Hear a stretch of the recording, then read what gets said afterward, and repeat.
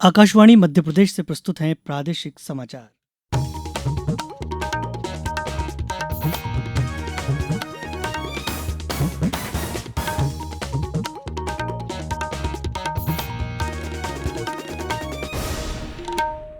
नमस्कार, समाचारों के साथ मैं रत्नेश सोनी। सबसे पहले मुख्य समाचार।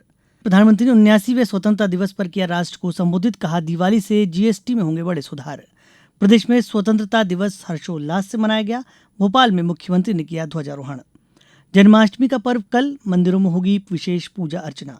और अगले 24 घंटों के दौरान राज्य के कई जिलों में भारी बारिश का अलर्ट। अब समाचार विस्तार से। आज 79वें स्वतंत्रता दिवस पर राष्ट्र को संबोधित करते हुए प्रधानमंत्री नरेंद्र मोदी ने कहा कि हम अगली पीढ़ी के लिए जीएसटी सुधार लेकर आ रहे हैं। इससे उद्यमियों, सूक्ष्म, लघु और मध्यम उद्योगों को ताकत मिलेगी। रोजमर्रा की चीजें सस्ती हो जाएंगी और अर्थव्यवस्था को बल मिलेगा। पिछले 8 साल से हमने जीएसटी का बहुत बड़ा रिफॉर्म किया, पूरे देश में टैक्स के बर्डन को कम किया और 8 साल के बाद समय की मांग है कि हम एक बार उसको रिव्यू करें। हमने एक हाई पावर कमेटी को बिठा करके रिव्यू शुरू किया, राज्यों से भी विचार विमर्श किया। हम नेक्स्ट जनरेशन जीएसटी रिफॉर्म्स लेकर के आ रहे हैं। ये दिवाली के अंदर आपके लिए तोहफा बन जाएंगे। प्रधानमंत्री ने कहा कि भारत दुश्मनों को करारा जवाब देने के लिए सशक्त हथियार प्रणाली सुदर्शन चक्र मिशन शुरू करेगा। अब देश सुदर्शन चक्र मिशन लॉन्च करेगा। ये मिशन सुदर्शन चक्र एक पावरफुल वेपन सिस्टम दुश्मन के हमले को न्यूट्रलाइज तो करेगा ही करेगा, लेकिन कई गुना ज्यादा दुश्मन पर हिट बैक करेगा। आने वाले 10 सालों में हम उसको प्रखरता से आगे बढ़ाना चाहते हैं। प्रधानमंत्री ने आत्मनिर्भर भारत को विकसित भारत का आधार स्तंभ बताया। श्री मोदी ने जोर देकर कहा कि मेड इन इंडिया हथियारों सहित स्वदेशी क्षमता से भारत निर्णायक और स्वतंत्र कार्रवाई करने में सक्षम हुआ। इससे यह स्पष्ट हो गया कि राष्ट्रीय सुरक्षा विदेशी सहयोग पर निर्भर नहीं रह सकती। एक राष्ट्र के लिए आत्मसम्मान की सबसे बड़ी कसौटी आज भी उसकी आत्मनिर्भरता है। विकसित भारत का आधार भी है आत्मनिर्भर भारत। आत्मनिर्भरता का नाता हमारे सामर्थ्य से जुड़ा हुआ, इसलिए हमारे सामर्थ्य को बचाए रखने, बनाए रखने और बढ़ाए रखने के लिए आत्मनिर्भर होना बहुत अनिवार्य है। प्रदेश में स्वतंत्रता दिवस का राज्य स्तरीय समारोह भोपाल में आयोजित किया गया। कार्यक्रम में मुख्यमंत्री डॉक्टर मोहन यादव ने राष्ट्रीय ध्वज फहराया। राज्यपाल मंगू भाई पटेल ने पचमढ़ी में तिरंगा फहराया। अपने संबोधन में मुख्यमंत्री ने कहा कि प्रदेश में नदियों के संरक्षण के लिए गंगोत्री हरित योजना शुरू की गई है। प्रदेश में नदियों के संरक्षण के लिए गंगोत्री हरित योजना शुरू की गई है, जिसके तहत लगभग 100 नदियों के उद्गम स्थल पर 10-10 एकड़ भूमि में 42 करोड़ रुपए की लागत से करीब 2.5 लाख पौधों का रोपण किया जा रहा है। यूनेस्को ने भोजपुर को अपनी सूची में जोड़ा है। कुल मिलाकर 18 यूनेस्को धरोहरें हैं, जो देश में सर्वाधिक है।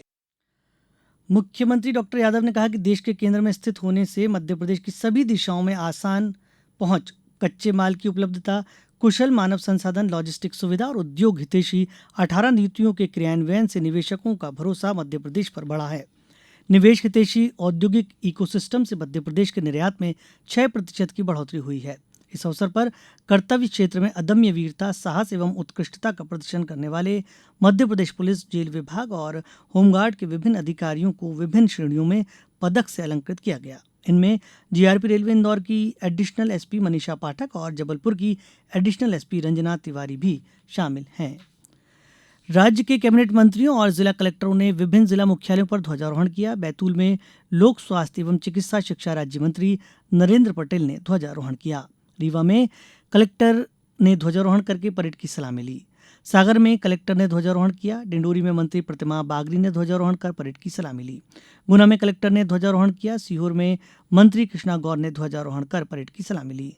खरगोन में सहकारिता मंत्री विश्वास सारंग ने ध्वजारोहण किया। खंडवा में मंत्री धर्मेंद्र सिंह लोधी ने ध्वजारोहण कर परेड की सलामी ली। छतरपुर, श्योपुर, देवास, मंदसौर, सीधी, झाबुआ, मंडला, उमरिया और धार जिलों में स्वतंत्रता दिवस हर्षोल्लास से मनाए जाने के समाचार मिले हैं। समाचारों में अब वक्त एक छोटे से विराम का।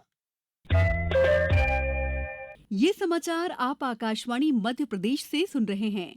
ये समाचार बुलेटिन YouTube पर Madhya Pradesh news All India Radio channel पर और फेसबुक के साथ ही एक्स प्लेटफॉर्म पर AIR न्यूज भोपाल पेज पर सुने जा सकते हैं। इसके अलावा आप हमारी वेबसाइट newsonair.gov.in पर या न्यूज ऑन AIR ऐप पर भी समाचार सुन सकते हैं। समाचारों में एक बार फिर आपका स्वागत है। कृषि और किसान कल्याण मंत्री शिवराज सिंह चौहान ने आज कहा कि देश के किसानों के खिलाफ जाने वाला कोई भी समझौता अन्य देशों के साथ नहीं किया जाएगा। आज नई दिल्ली में देश के किसानों के साथ बातचीत में श्री चौहान ने कहा कि कोई भी समझौता परस्पर स्वीकार्य शर्तों पर ही होना चाहिए। उन्होंने कहा कि देश और देश के किसानों का कल्याण सर्वोपरि है। उन्होंने ये भी कहा कि पूरा देश एक नई प्रेरणा और नई ऊर्जा से भर गया है। प्रधानमंत्री मोदी ने हमें स्वदेशी का मंत्र दिया है। आज किसानों ने भी देश में बनी चीजें लेने का संकल्प लिया है। प्रधानमंत्री मोदी ने कहा कि सरकार फाइल में नहीं लाइफ में दिखनी चाहिए। प्रधानमंत्री जी ने क्या क्या कहा, सबने बताया। आत्मनिर्भर भारत, स्वदेशी, और एक चीज और कि सरकार फाइल में नहीं लाइफ में दिखनी चाहिए। आज मैंने दोनों विभाग के अपने अधिकारियों के साथ चर्चा की कि सरकार लाइफ में और बेहतर कैसे दिखे, इसके लिए भी काम करना है। राष्ट्र सर्वोपरि का उद्घोष ये केवल भाषण नहीं था, प्रखर राष्ट्रभक्ति का प्रचंड उद्घोष आज प्रधानमंत्री जी ने किया है और नई राह दिखाई है। जन्माष्टमी का पर्व कल प्रदेश भर में हर्ष और उल्लास के साथ मनाया जाएगा। इस अवसर पर श्रद्धालुओं द्वारा मंदिरों में श्रद्धा और भक्ति के साथ भगवान श्री कृष्ण का जन्मोत्सव मनाया जाएगा। मुख्यमंत्री डॉक्टर मोहन यादव ने कहा है कि राज्य सरकार श्री कृष्ण जन्माष्टमी के पावन अवसर पर श्री कृष्ण पर्व एवं लीला पुरुषोत्तम का प्रकटोत्सव का आयोजन करेगी।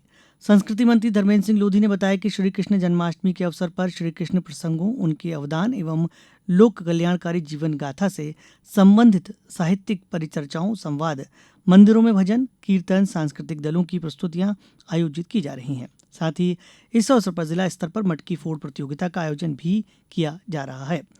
श्री लोधी ने बताया कि भगवान श्री कृष्ण को उज्जैन में ज्ञान की प्राप्ति हुई। वहां स्थित सांदीपनी आश्रम में 16 से 18 अगस्त तक श्री कृष्ण पर्व का आयोजन किया जा रहा है। उज्जैन स्थित नारायण धाम मंदिर प्रांगण में 14 से 18 अगस्त तक श्री कृष्ण पर्व का आयोजन किया जा रहा है।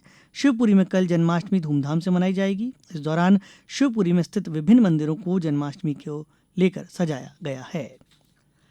प्रदेश में मानसून सक्रिय होने के चलते अगले 24 घंटों में राज्य के कई जिलों में भारी से अति भारी बारिश का अलर्ट जारी किया गया है। मौसम विभाग के अनुसार बंगाल की खाड़ी में कम दबाव का क्षेत्र सक्रिय है। इसके अलावा 3 टर्फ लाइनें और साइक्लोन सर्कुलेशन भी प्रभावी है। इन मौसम प्रणालियों के कारण प्रदेश के विभिन्न हिस्सों में लगातार बारिश हो रही है। अगले 4 दिनों में सिस्टम के और मजबूत होने की संभावना है। मौसम विभाग के अनुसार सिस्टम के सक्रिय होने से प्रदेश में वर्षा का रुख अगले कुछ दिनों तक बना रहेगा। विभाग ने भारी बारिश वाले जिलों में निचले इलाकों में जल भराव और नदी नालों के जलस्तर बढ़ने की आशंका जताई है। ब्रिस्बेन में दूसरे एक दिवसीय क्रिकेट मैच में भारत ए महिला क्रिकेट टीम ने ऑस्ट्रेलिया ए महिला टीम पर 2 विकेट की रोमांचक जीत दर्ज की। 266 रन के लक्ष्य के जवाब में भारतीय टीम ने मात्र 1 गेंद बाकी रहते जीत हासिल की। इससे पहले टॉस जीतकर बल्लेबाजी करते हुए ऑस्ट्रेलिया ए ने 50 ओवर में 9 विकेट पर 265 रन बनाए।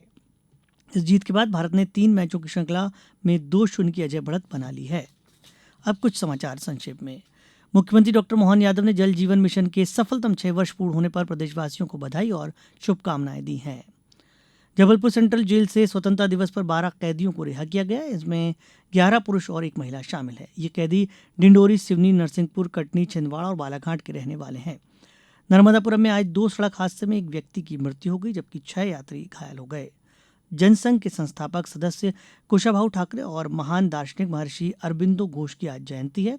इस अवसर पर मुख्यमंत्री डॉक्टर यादव ने दोनों महान विभूतियों को स्मरण किया। इस बुलेटिन में बस इतना ही। हमारा अगला बुलेटिन सुनिए सुबह 7:10 पर। नमस्कार।